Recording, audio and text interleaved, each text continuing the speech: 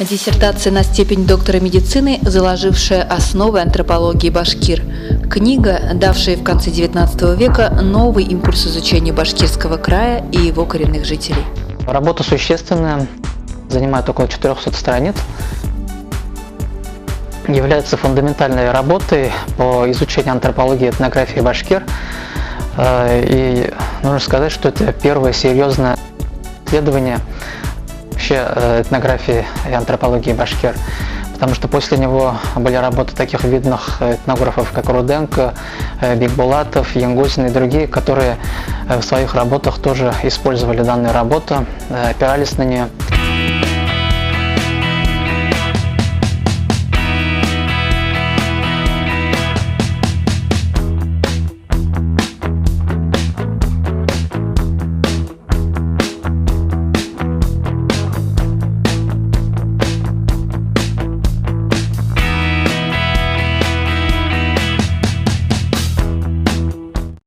Никольский Дмитрий Петрович, врач, гигиенист, этнограф, общественный деятель.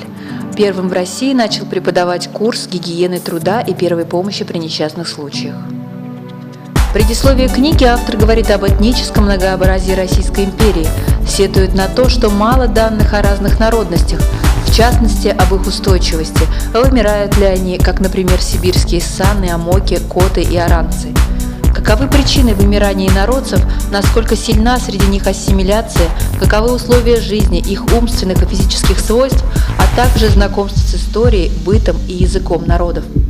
Никольский либерал, он выступал за изучение народности ради знания о том, как просвещать их, дабы сделать их равноправными, сознательными членами государства и впоследствии даровать общегражданские права. Изучением башкир, цитата, «предки которых, как известно, играли немаловажную роль в истории русского государства», Дмитрий Никольский занялся в 1881 году, когда поступил земским врачом в Екатеринбургский уезд Пермской губернии. Сначала, как признает автор, это были только медико-санитарные изучения, а затем добавился антропологический, этнографический и даже краниологический аспект исследований. Автор проявляет себя неплохим исследователем, пусть не профессиональным, но историком. Раздел «Краткая история Башкирии и башкир» начинается с упоминания о башкирах арабскими авторами еще в X веке. Никольский пишет, что с XV века и по сей день продолжается колонизация Башкирии. Сетует на то, что русские принесли в край лишь, цитата, «самовольные захваты земель, взяточничество и всевозможное притеснение». О каком цивилизирующем влиянии победителей на башкирский народ может идти речь в таком случае? В книге Никольский дает разнообразные сведения о численности населения, о санитарном значении для башкир кочевки, об одежде, пище и напитках.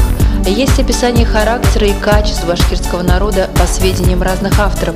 Будучи все же врачом, Дмитрий Петрович приводит много сведений о различных болезнях, в частности по сифилису.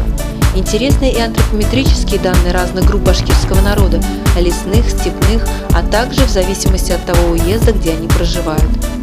Немало данных и по этнопедагогике и народной медицине башкир.